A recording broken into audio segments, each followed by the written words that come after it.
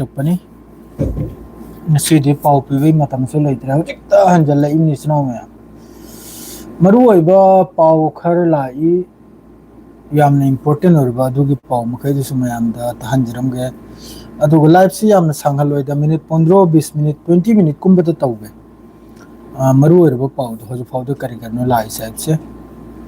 अल जजीरा पाव खर लाई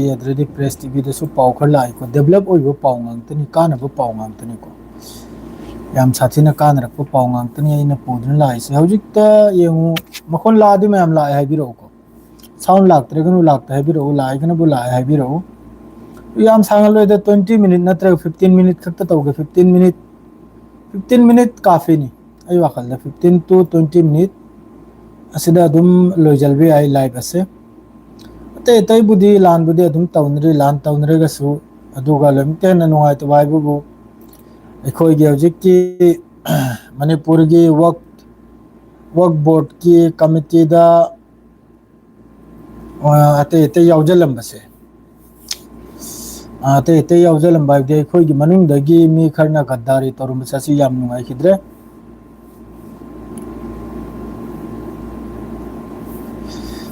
सिदा strait of Hormuz तसु रूल रेगुलेशन अनौबम ईरान की तरफ तगी पुथोखरे फीस पीरगा चप मथौ तारानी स्ट्रेट ऑफ हॉर्मुज सिदा असिना दे अदुम खंगबा ngam स्ट्रेट ऑफ हॉर्मुज सि कनागी कंट्रोल दना दो सिगी पॉइंट सिना अदुम खंगलम निको लाइव से इराई नि थोकनी नि अदु पाव से अहुम सुबु ngamdre थबकना अदु हयेंगदगी दारो हेना सिलबगी वानी थबक से अदुना लाइव से अदुम थोकचरामनी लाइव ओइना पाव से पुरागने अदुम याम सांगल लोरे गदे अदुम खुन्न लोइजलगे कना कना लेगे लाक्तिरो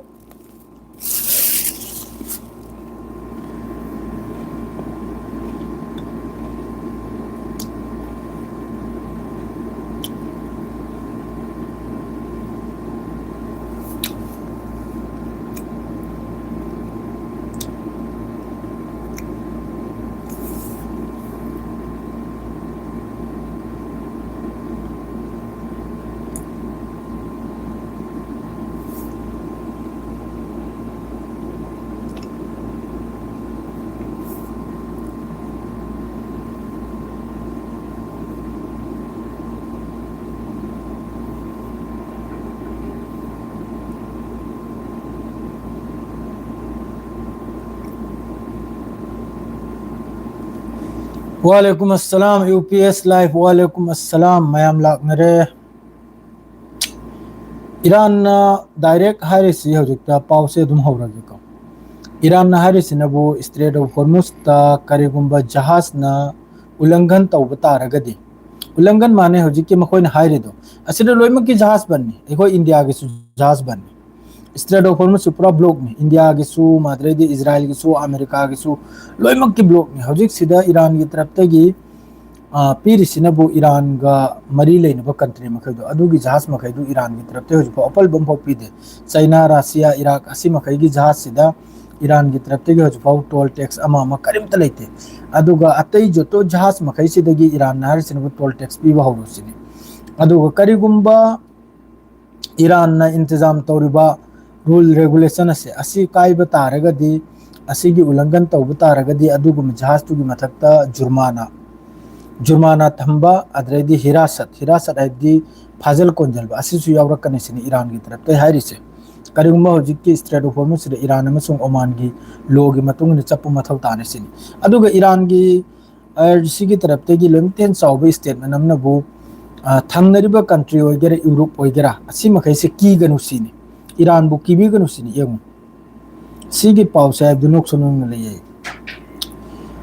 सिगी रीजन से लैरिबा कंट्री पुनमक से ईरान बु की गनुसिनी करिगुना हाइबदा ईरान हारिसिनबु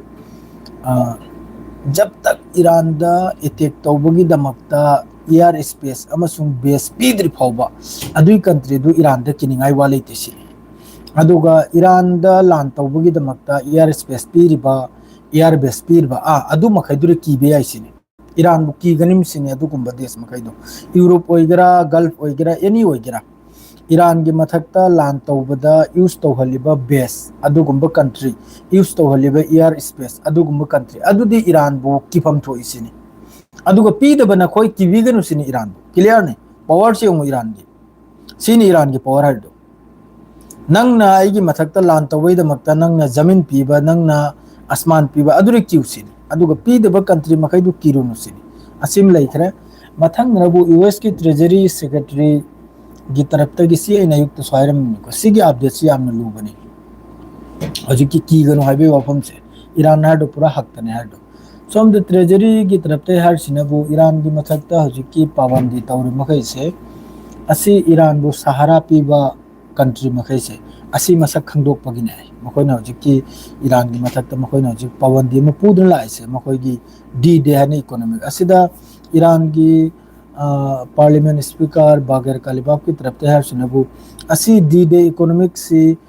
ईरान दनते अमेरिका दने सिगिसे अवाब पुनुक से अमेरिका दने हजिक नंगदर से अदरेदी ईरान की सिक्योरिटी चीफ नाम कहारे सिनबु चेतावनी वार्निंग नि पीरिसे करीगुंबा डोनाल्ड ट्रम्प ना हजिक की ईरान की मथक्ता बेन तौबसे लेप्तबिदा अदुम रेगुलर तौब तारगदी सिगी एरिया सिरे थाव मतत अम पुथोलोइसिनी ईरान हारिसे थाव मतत अम स्ट्रेट ऑफ होर्मुज सिदगी थाव मतत अम पुथोलोइसिनी ईरान हारिसे ईरान के सिक्योरिटी चीफ मोहसिन रजाई ने चेतावनी दी है कि अगर ट्रम्प का आर्थिक युद्ध जारी रहा तो तेहरान खारी से सभी तेल एक्सपोर्ट रोक देंगे खारी है किसी की गल्फ कंट्री सिदगी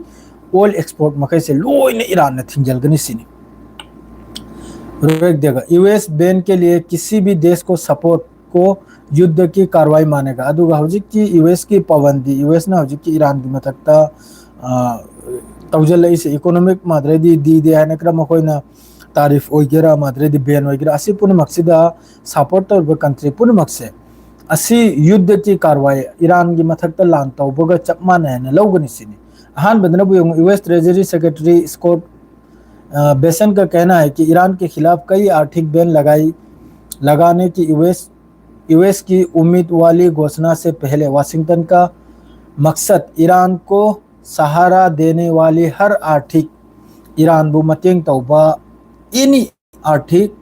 लाइफलाइन ईरान बु हिंबगीदमक्ता मतेंग तौबा अदु पुनमक्तु कखतपा असि याम जरूरी सी ईरान द मतेंग तौबु मरी मखैदो रशिया वगैरह चाइना वगैरह असी मखै से मथंग नबु ईरान के विदेश मंत्रालय ने कहा कि ओमान के विदेश मंत्री सैयद बद्र अल बुसेदी हॉर्मुज स्ट्रेस पर राशि न बसाइना हरमने को हजिक की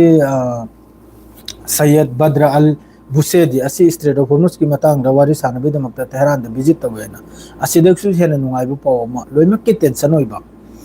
हजिक की मक्का पेक्सिना ईरान बु invite तौखरे join tawrwain walaikum assalam yamna sangaroy ge live si loijalba adum yarni yam sangalroy ge paw si asai hayau dai na hoju paw ba si gaktani paw se nuclear si loina side am de nuclear isna me iran na hari america na nuclear attack tora di mokoi su tawna na iran de nuclear lai ra mare ai gi sabta ni kari gumba america na nuclear season radi iran swari mokoi su nuclear season na na aduna di iran se de nuclear lai ra bra si ko action am lai सी एक number को action ना मखोई ना हो कि season ने हर ची क्या कलाम है मखोई जैसे लाई रब सीनी लाई से अरे सोम न वो सीरिया की मथकता इजराइल ने स्ट्राइक हुए कमेंट पार मोबाइल यूपी वालेकुम अस्सलाम यूपी लाइव चाक चादरी चाक लाम लाइन नहीं बिस्कुट हम साइरी से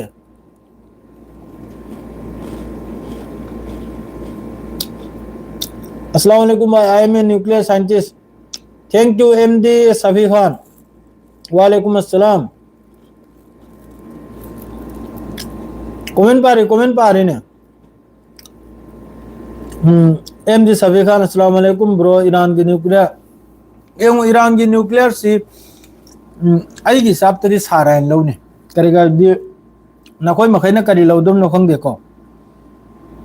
अदुगा आई साब तरी न्यूक्लियर से लई रहने लौगनी करेगा दि अमेरिका ना खरनी ममांग द न्यूक्लियर अटैक तौबगी मखोई तान मतम दुदा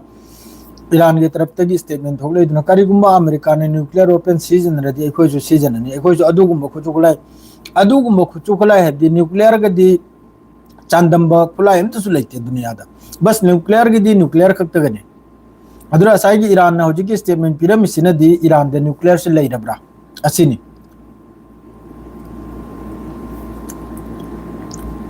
ईरान ने नेटो कंट्री पुनमक धमकी तौखरन ईरान ने नेटो की कंट्री यूरोप कंट्री पुनमक ईरान की तरफ धमकी नहीं करीगुंबा ईरान हर से अहम सिनी की गनुसिन यूरोप कंट्री मखै एबु की भी गनुसिन ईरान की नोक सुरुंग ईरान की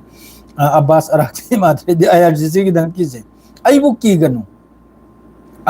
एबु की बकम तमनो नंग न जमीन पीरदी नंग न एयर स्पेस पीरदी एगी अगेंस्ट लान तौहलबैदमक्ता नंग न जमीन पीरदी नंग एयर स्पेस पीरदी नंग क्यू एबु अदुगा पीद्रदी करीमत की गनुसिन ईरान हारिसे यूरोप तनी हरसे यूरोप कंट्री ना अमेरिका बु इजराइल बु ईरान की मथक्ता अटैक तौबैदमक्ता जमीन एयर बेस अमसुंग एयर स्पेस पीब तारदी नंग क्यू सिनी ईरान बु ईरान एनी टाइम दे अटैक तौरप यासिनी एनी टाइम दे नंगी मथक्ता मिसाइल लाकप याय नंगी मथक्ता ड्रोन लाकप याय अदुगा पीद्रे दना नंग यूरोप बु अमेरिका बु इजराइल बु यूज तौहंद्रे दना नंग नुआइने लेयुसिनी नंग करीमत किरुनुसिनी ईरान बु अदुगा होजिक अमक्का इराक की तरफ तगी